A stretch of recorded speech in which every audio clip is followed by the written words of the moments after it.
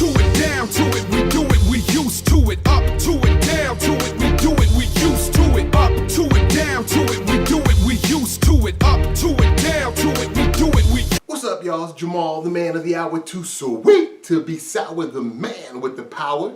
Hey, I'm just coming to you all today to say, wake up! Wake up! That's right, wake up!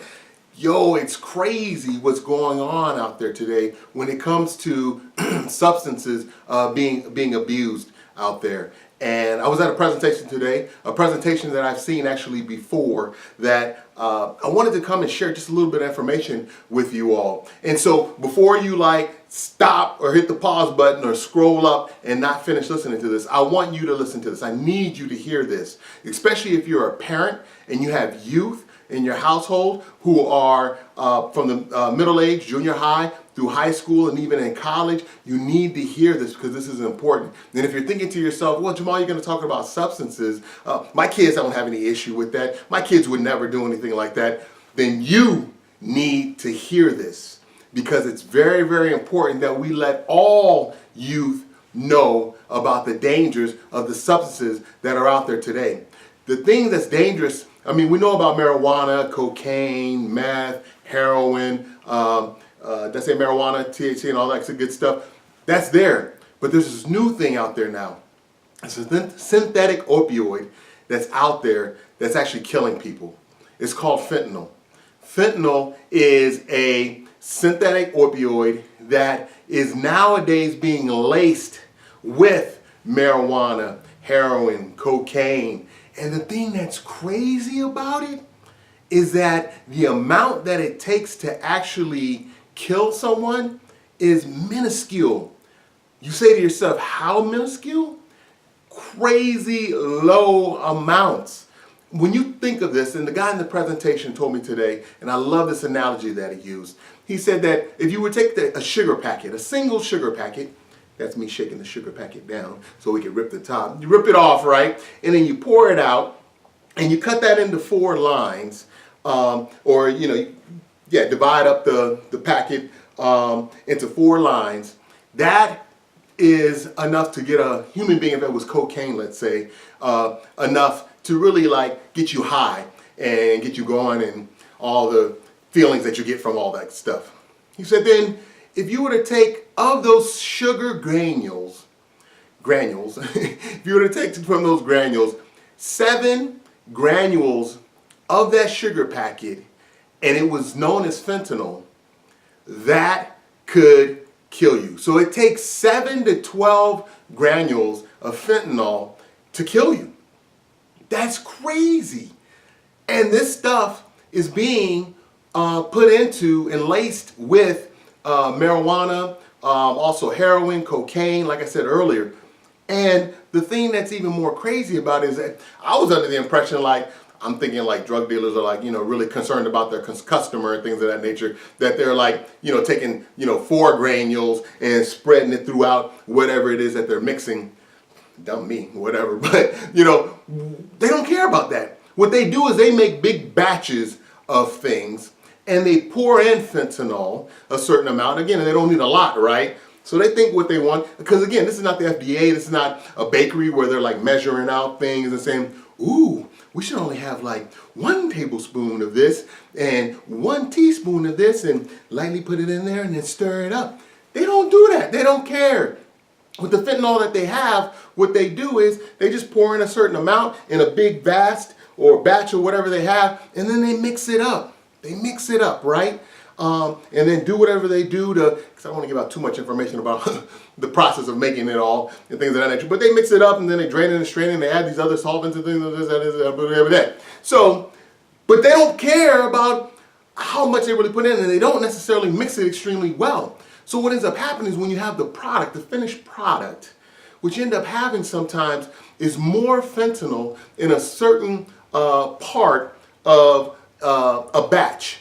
So the example he used also was a cookie.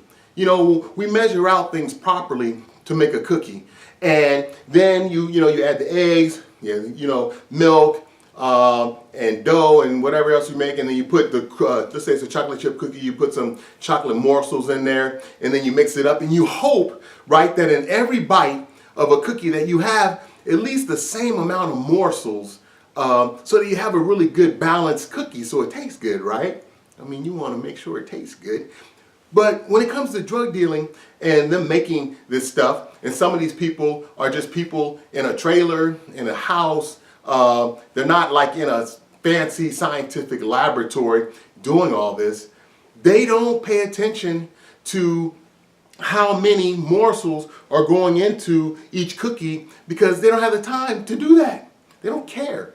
So what ends up happening is when you have the finished product, sometimes there's more fentanyl in a portion of the product versus other parts. So some may have none whatsoever. Some may have some. Some of them may have a little bit more than they are hoping to actually have in there.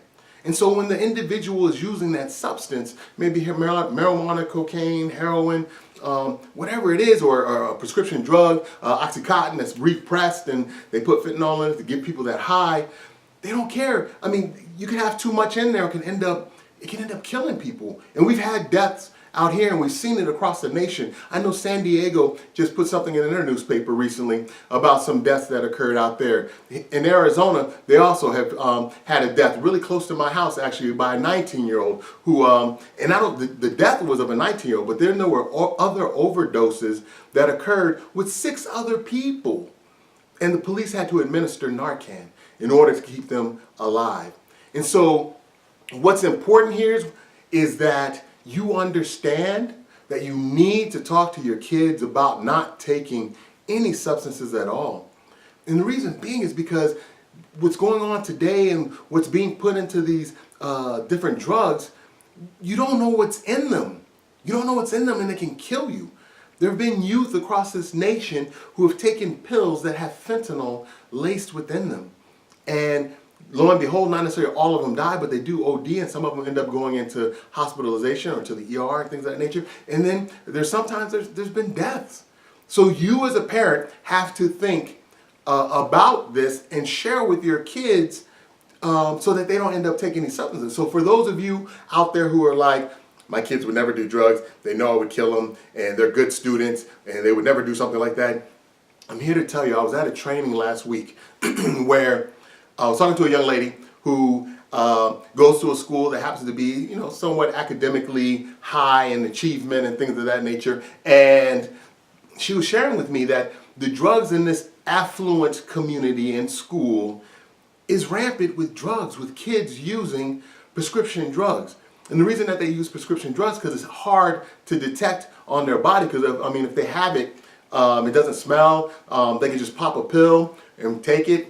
And you won't even know. And the thing that's interesting about that is that, again, it's affluent, high-achieving school, but these youth are going through so much of challenges, of stress, of trying to maintain that 4.0 and be the best that they can be. And a lot of times they're not doing it for themselves. They're doing it to please you. They're doing it to please society. They're doing it to make their mark that they feel that adults want them to have. And so they end up having a lot of stress, anxiety, and even sometimes depression. And so you might be thinking to yourself that my kid's a good kid. They would never do that.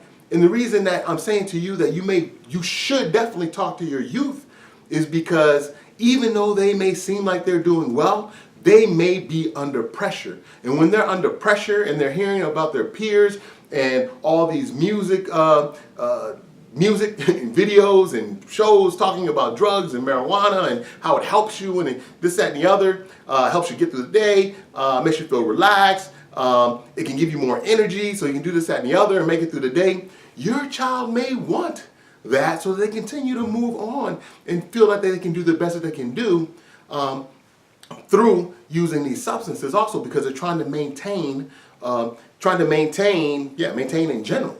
So it's very important that you talk to your youth about not using substances. Let them know that no matter where they go, you don't know what's being put in these different types of drugs. and you can end up killing yourself. This is not a scare tactic. This happens to be the truth. And you can go to different, just Google websites, deaths from fentanyl, and you'll find it right there. So talk to your kids. It's important. We need no more young people dying. Thanks. Up to it, down to it, we